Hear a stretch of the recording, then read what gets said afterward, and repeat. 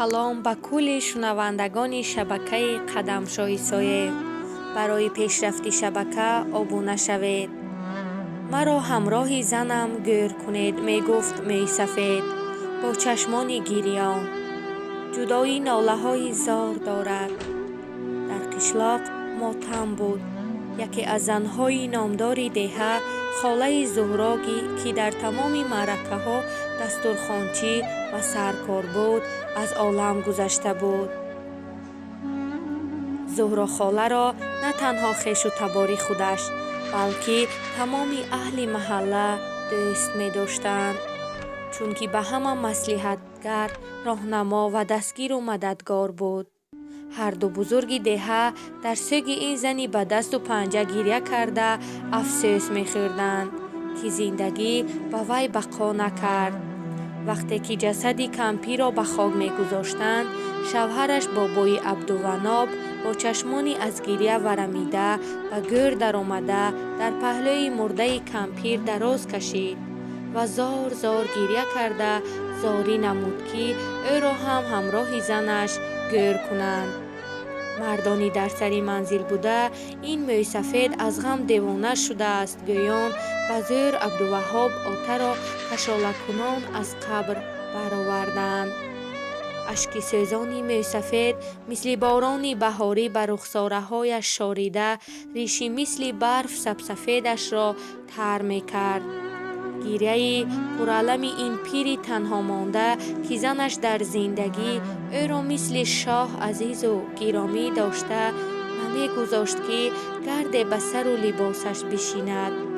ҳамаро гирён кард, вале тақдирро тадбир карда намешуд. нашаи кампирро ба риояи тамоми расму оинҳо ба хок супурда, мардум шукри фарзандонатонро кунед. иншоаллоҳ бачаҳо шуморо хору зор шудан намемонанд гӯён Мӯйсафедро тасаллӣ дода ба хонааш оварданд. вале мунозира бо худо, умри инсон аз оби равон ҳам тезтар мегузаштааст. гӯё дирӯзака кампиракам зинда буд, вале аллакай аз маргаш як сол гузашта. бачаҳо маъракаҳои 740 соли модарашонро дода, ҳар кадом аз паси зиндагии худашон оворанд, вале мани танҳо ҳеҷ ба тақдир тан дода наметавонам. худоё, чаро маро пеш аз кампирам накуштӣ, ки ба ҳар касу нокас зор нашавам. мард безан хор мешудааст, хор. Мӯйсафед худ ба худ гап зада, бо худованд мунозира кунон, дар болои як қабат кӯрпаи чиркин хобаш бурда монд. дар олами рӯё навганабадаш бурда буд, ки занашро хоб дид.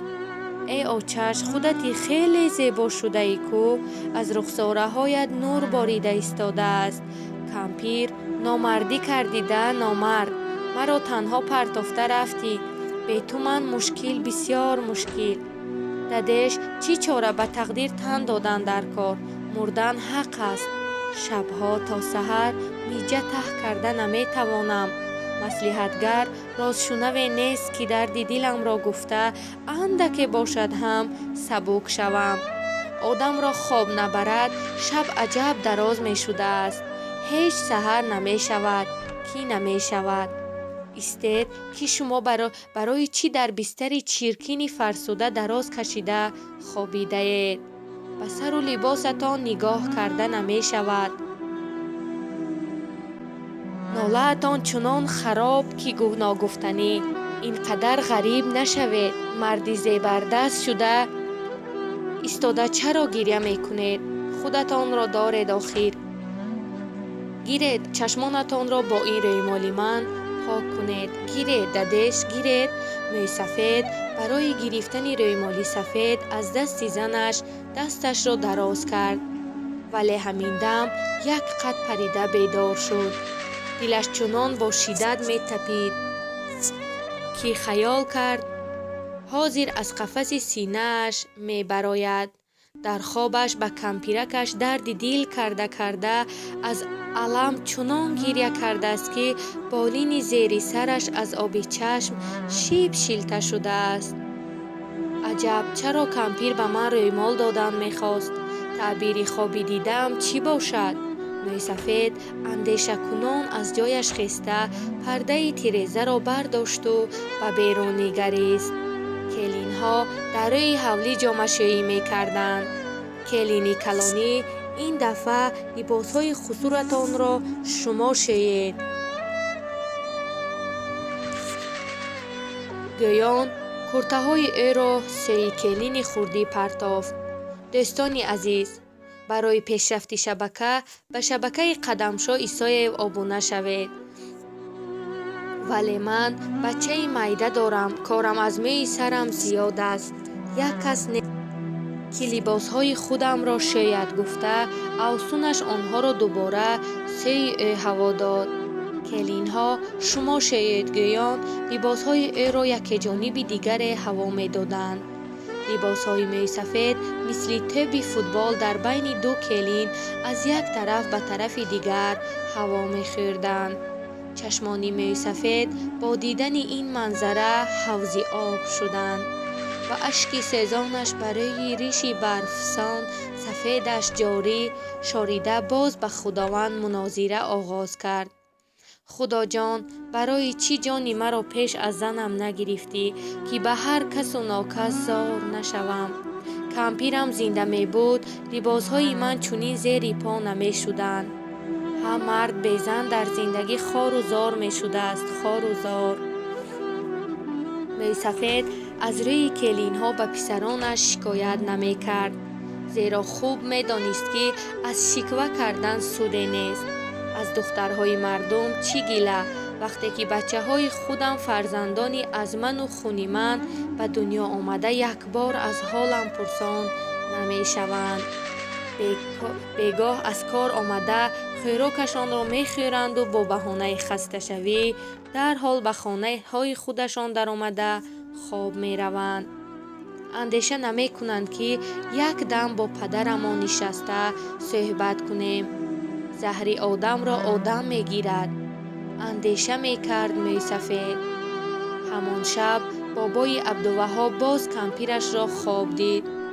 очаш, маро партофта нарав. шабҳо хона дар назарам чунон бадвоҳима менамояд, ки ногуфтанӣ.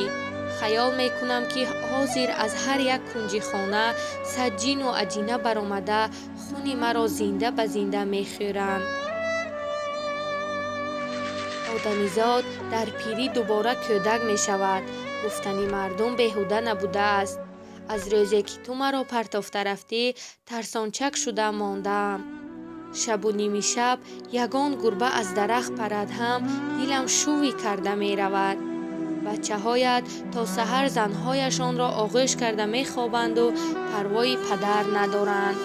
шиква намуд ба кампираш. дадеш, худо гӯед, ки ба фарзандонамон ақлу фаросату инсоф диҳад. худатон ҳам суст я? рӯймол додам, чаро рӯймоли додаамро нагирифтед? мана гиред, ҳамин рӯймолро гиред, дигар ба касе зор намешавед. мӯйсафед хост дасташро ёзонда рӯймолро аз дасти кампираш гирад, вале натавонист. каседастони ӯро ба пушташ тоб дода сахт баста буд. бобои Абдуваҳоб ба обу арақ ғӯтида бедор шуд. дилаш боз худро мисли кабки беқарори дарӣ ба қафаси сина зада берун шудан мехост. чаро кампир дар хобам ба ман фақат рӯймол дароз мекунад? аз дил гузаронд мӯйсафед, вале ҳарчанд фикр кард, ки ҳеҷ хоби дидаашро таъбир карда натавонист. нисфи рӯзӣ хоҳараш ба хонаи онҳо меҳмонӣ омад. келинҳо ош пухта духтарҳоро низ хабар карданд. вақте ки ҳама фарзандони бобои Абдуваҳоб сафу ҷамъ шуданд, аммаашон аз дур сухан оғоз карда гуфт: шукри худо, хонаи ҳамаатон обод, зиндагиятон тинҷу осуда аст. акнун бояд фикри падаратонро ҳам кунед. охир дар зиндагӣ ба мард як ҳамдаму ҳамроҳ лозим аст ки амма ин гапро якбор гуфте дубора такрор накунед. дониста монед то резе ки мо зиндаем намемонем ки ягон зани дигар ҷои модарамонро гирифта дар ин хона давру даврон карда гардад. дар ҳол ба миёни гапи кампир лагат зад ҷияни хурдиаш. дадаам пир шуданд, занро чӣ кор мекунанд? сухани бародарашро тақвия дод писари калонии Мӯйсафед. падарам умри имрӯз доранд, пагоҳ доранд, зан гиранд, баъди сари ин кас як беваи дигар ба гардани мо бор шуда мемонад. ба худ дарди сар харидан чӣ лозим? бародаронашро ҷонибдорӣ кард. духтари Абдуваҳоб. кампир чун дид ки гапаш ба фарзандони додараш намегузарад, оҳи сард кашида гуфт: фарзандони ҳошимбой ҳам шумо бар ин якравӣ карда намехоҳем дар ҷои модарамон зани дигар давру даврон карда гардадгӯён падарашонро зан гирифтанд намонданд. бечора мардак аз танҳоӣ безор шуда оқибат домони якҷоги занро гирифта баромада рафт. акнун ҳама бачаҳояш мушти пушаймонӣ ба сар кӯфта афсӯс мехӯранд, ки чаро ба падарашон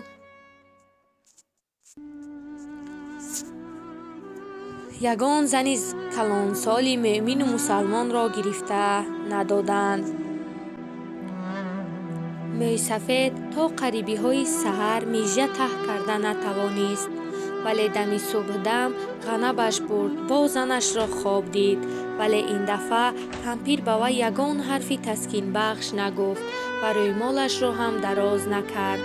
хомӯшона як ба Мӯйсафед нигаристу дар дили торикӣ ғайб зад. бедор шуда чашмонашро молида аз бистари хобаш хест. сараш вазнин, пойҳояш бемадор шуданд, дилаш дард мекард. Мӯйсафед худро ба зӯр кашолакунон то дами тиреза расонд ва пардаро боло карда ба берун нигарист. келинҳояш либосҳои дирӯз шустаашонро дар сари тор овезон карда буданд. бобои Абдуваҳоб ба тори либосҳо чашм давонд. ана он куртаҳо аз они писараш, ана инҳояш аз они худи келин, дуртар куртачаю эзорчаҳои набираҳояш овезон. нигоҳи Мӯйсафед аз тор ба тӯдаи либосҳои ношуста афтид. куртаҳои вай ҳамоно дар рӯи замин ба чангу хок олуда мехобиданд. ба дилаш гӯё касе бераҳмона корд зада бошад. қафаси синааш якбора ба сӯзиш омад ва пеши чашмонаш аз шиддати дард сиёҳӣ заданд. хост писаронашро садо кунад, вале овозаш дар гулӯяш дармонда, Мӯйсафед мисли чанори решагардон гурсоззанон ба замин афтид. вақти афтидан ришумӯи барфсон сабсафедашро чизе маин сила карда гузашт ва Мӯйсафед дар олами рӯё дид, ки рӯймоли сафеди кампиракаш дар фазо парвозкунон 3 маротиба дар гирди сараш чарх зада баъд рӯи ӯро пӯшонд. вақте писаронаш ба хона даромаданд, рӯз аллакай бегоҳ шуда, манаҳи Мӯйсафеди ҳанӯз субҳи дам ҷон дода кайҳо афтида буд.